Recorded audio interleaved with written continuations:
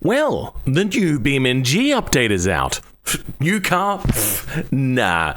New map? Stuff. No, get that out of here.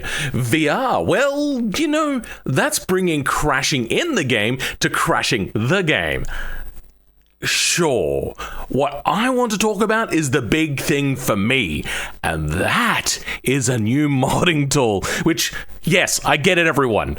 I knew the moment it released that there was a BeamNG Blender add-on plugin thing. You don't need to keep messaging me. Now, this might be conceited of me, but I feel that this was brought about a little bit because of me and the fact that I'm making so much content on YouTube about modding, and also to do with the fact that they know that their game is hard to create mods for. Because I don't think there's really any other sort of YouTubing team out there which does the modding process as a part of the video, as opposed to just creating the mod off screen and then just, hey, look, there's this thing I've made. I feel as if that has changed BeamNG's outlook on mod creation just a little bit, because most games don't make modding tools, but here, they actually went that extra mile, and thank you. I've not tried it yet, so we're going to see if it's any good. Before that though, I want to show you my old process of doing any sort of JB modification. The first thing I'd have to do with any vehicle is bring up the collision mesh, which is a little bit hard to see. Then if I wanted to move any of these nodes, I'd have to hit Control N. Then I would have to go find that node. So let's say, for instance, it was a part of the main body and we wanted to move, well, I know that TR is, I think, tank? I'm not actually sure. Oh no, that's, I don't remember, but that's part of the problem. Then I would find TR3, and if I wanted to change something, let's say I wanted to move it up a little bit, we'll move that up, save that, come back to BeamNG, wait for it to do any sort of background glitch finding, which can take anywhere up to like 20 seconds, and then hit Control R, and then it's moved. And sometimes hitting Control R can also take a really annoyingly long amount of time, but then you say that you've moved that too far. You want to fine-tune it. It's a real, just absolute pain in the butt to do it this way. But it was very effective.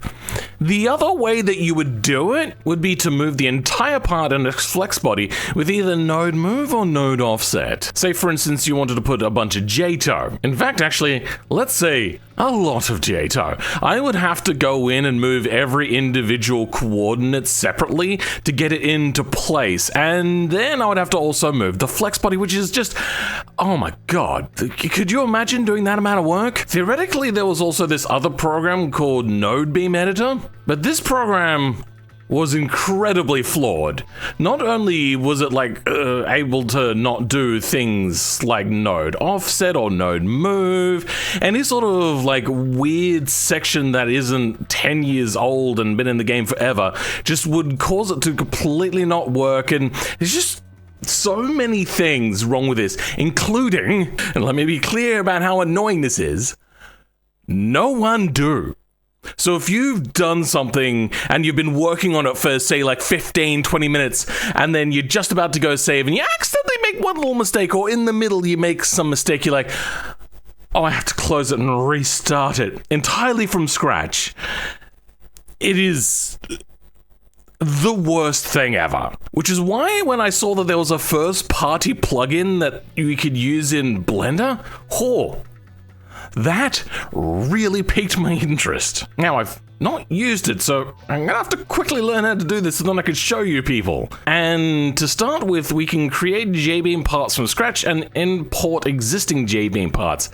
That's interesting because previously when I would make things and I wanted to start from scratch and not just reuse some code from somewhere else, I would actually use a plugin that already existed in Blender. What I would do is I'd go down here, the name of it is Cube. I can't remember what the name here is, so ASDF doesn't particularly matter. I can add a value to that, but it doesn't really, that's not necessary. Then there's the type. So this would be the slot type. So this would be car cube. Didn't really matter too much because probably change it anyway. Then the nodes, let's go cube Then everything else here is good. Save this, and then I would have an export menu, which would allow me to export it as a JBeam, and then the slot type car cube. And here we start to see the first big issue I have with this. And you know what's really actually hard to tell from here? So I'm going to go ahead and use that node beam editor. Turn on node names, and we can start to see what my big gripe with this software is. Everything has cube, a letter, then a number. So cube R3. R means right. L, like this side, means left. But they're symmetrical. Why isn't it cube L1 and cube R1? That means that we have a bit of a mess of things. I would usually have to go in and then edit all of the names of these things, so then they would be more like a normal vehicle. For instance, let's have a look at the engine. What we have here is E4L, so this is usually meant to signify engine, the number of node it is, and then which side it's on. On the other side, it's E4R. So that makes a lot of sense. Here we have 3L, and 3R. And it doesn't just go here as well, it goes for the chassis as well. So we got F15R and F15L. Like, it's just nice and symmetric. So using this exporter, yeah, it's fraught with problems. All of these things combined just make BeamNG a fairly unpleasant platform to mod for, but I like the results, so I put up with it. Though I'm already seeing that it doesn't create beams and triangles or edit them, that's... Okay, a work in progress, here's hoping. What you'll do is you'll go to releases, and apparently there's already one fix, so they're actually keeping on top of this.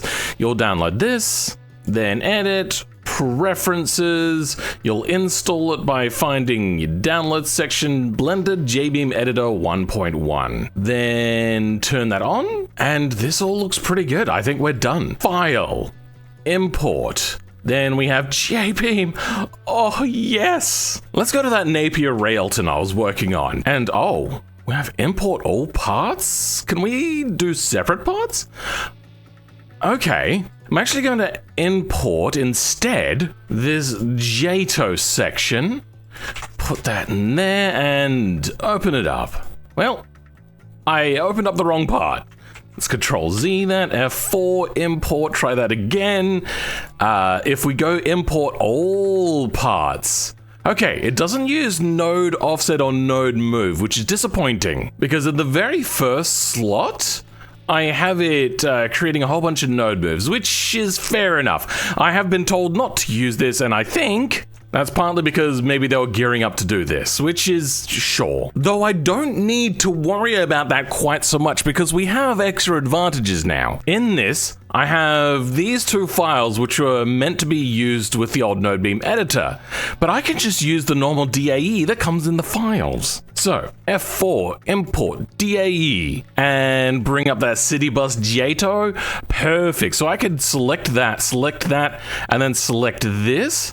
And then I could move them together. I could then export this and then export these together to make sure that they're all lined up. I'm actually going to try to create this JTO thing just a little bit better this time. We're going to import JTO door left. Import the DAE for the door again. Get rid of the right sides. We don't need those. Then get that to line up there. And then we want this to go on the door, which I think would be somewhere around here. Now, how do I export this? I'm seeing here that it expects me to re-export it back to the opened file. I'm worried about overwriting, so let's give that a try. But what we're going to do is copy this and make a backup here, nice and easy. Then with just the part I want selected, we're going to go F4, export JBeam file. In the pickup and back to here. Oh boy, our nodes look a little bit bigger in their numbers because currently this is the same as every other one. Hold on, let's just shrink that down. You can see here that they're very much in the center, and then I use the node offset to make them work. But now that we have that, JTO door left, wait, is it left? Yeah, JTO door left. Let's get rid of node move, save that. and Jato door left, and what do you know? It's kind of working. Okay. So the mesh is still in the wrong place. And I've also meant to add a height to it, because at the moment this is in the Z-plane 0 axis. Okay, let's go back in, select everything, move it all up. Let's say about there. If I have a look, it's a little bit too far out. So let's move it inwards a bit. And Control R, and what do we get? Okay, it's in the right place. Now we have to move this. But I've already got this, so we're gonna go LD for being the door part. We're gonna select only those. F4, export, DAE, selected objects only, because I don't want to overwrite the existing stuff. In here, there's going to be Jato left door. Then in our files here, we have flex bodies. We're just going to put D in there, save that, and did I export it? I can't. It should have updated on its own. Okay, yep, there we go. Perfect. And now lines up pretty darn well. And now I could just move it bit by bit. Oh my god. I cannot just express how happy that makes me. But I also want to try out to see whether making a new part has the symmetry that I wanted. So let's start with just a simple cube. Then I think it's over here. I pressed N to bring that up. J-beam. I'm meant to convert? Oh, wait, hold on. I've got JBake, not JBeam. Convert to JBeam mesh. And we've already got names, but as expected, they're all not symmetrical. They don't have the left and rights. I can, however, go in and select a node and change the name. So this is cube, then 1, and then left, or L for left. So that is now set correctly. Then we're going to have cube 1 R. Perfect. Now, do I know that that's the left and the right? I can't remember. I think it's actually this way. So I think that's wrong. If you're wondering how I know which way is which, more negative is more forward. So the negative Y is forwards. The other thing we can do is we can go to the item selected and we'll have the coordinates. So more negative is more forward. So if we go backwards, that is positive. And then we have X on this axis, which is negative. So these are all on the positive X axis. We could just move these around. You can see that this is always in the positive and this is always in the negative. So the left side, if we have a look at it from this way with the positive, the negative being that way and the left being that way. If you don't have this UI up, I don't remember how to bring it up. Just go Google it. You'll find it out. Anyway, if we hit 1, there we go, 1. The left will be on this side, which is the right side, and this will be on this side because it's looking the wrong way.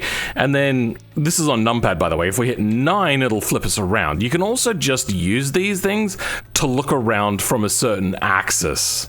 So very helpful little tips and tools you can use. And let's say that you wanted these to be actually symmetric. There's probably lots of ways of doing that, but if we just go scale Shift X, it'll scale on everything except the X axis, hit 0, so now it's symmetrical, and then hit 0 here. These are now symmetrical again. Something happened to my brain. But anyway, that has been the JBeam Blender plugin tool. Thank you, devs. I'm going to be using this so much. It's going to take me a while to get used to it. But oh my god, yes. Fantastic. Out of the ballpark. All your other things you've done, meh. Except for Vulkan. I am expecting a lot from Vulkan. But this, a game that really, really loves people modding, and the fact that you lean into modding so much, this is a godsend. It's so important for you reaching your mission statement of being like a mod-friendly platform. Anyway, though, if you're not subscribed, well, you could do that for me. That would be fantastic. For now, though, I would like to thank my channel members, and that specifically includes the Rogue Tick, the Crown Priest, who is a top tier channel member. Thank you very much for that. For the rest of you, though, I'll catch you all next time. Goodbye.